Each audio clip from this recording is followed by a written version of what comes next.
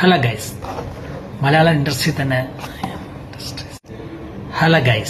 Malayalam film ഇൻഡസ്ട്രിയിൽ ആദ്യത്തെ 100 കോടി ക്ലബ്ബിൽ കയറിയ ഒരു ഡയറക്ടറാണ് വൈശാഖ്. പക്ഷെ അതിനുശേഷം അദ്ദേഹത്തിന് ആ ഒരു ഋതം നിലനിർത്താൻ സാധിച്ചില്ല.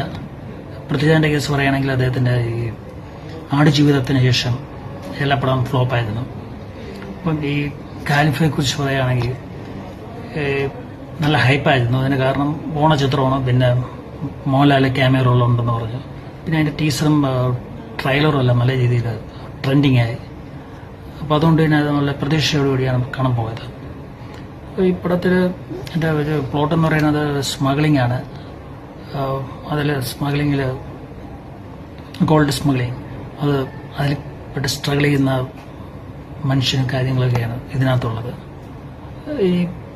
ഇത് എനിക്ക് തോന്നിയത് ഇതൊരു പഴയ ബീജ് പുതിയ കുപ്പിയിൽ എന്ന് പറഞ്ഞതുപോലെ 90s-ലും 80s-ലൊക്കെ ഇറങ്ങിയ പടങ്ങളുണ്ടല്ലോ, അതിൻ്റെ അതേ ഒരു ഫീലിംഗാണ് എനിക്ക് അനുഭവപ്പെട്ടത്.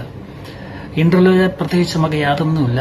ഇന്റർവ്യൂ ശേഷം അവസാനത്തെ 5 മിനിറ്റാണ് പീക്ക് ലെവലിലെത്തുന്നത്. പിന്നെ മോഹൻലാൽ ഉണ്ട്, ക്യാമിയോ റോളുണ്ട്, പിന്നെ ടൊവിനോയുണ്ട്.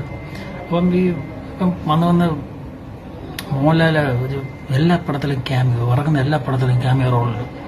അതിപ്പോൾ പ്രത്യേകിച്ച് വരുന്നത് നമുക്ക് ഒരു ത്രില്ലില്ല, സത്യമാണ് പറയാതെ. പിന്നെ ഇതിൻ്റെ ഫൈറ്റും കാര്യങ്ങളൊക്കെ കുഴപ്പമില്ലായിരുന്നു. പിന്നെ ഇതിൽ ജെയ്ക്സിന്റെ മ്യൂസിക് നല്ലതായിരുന്നു.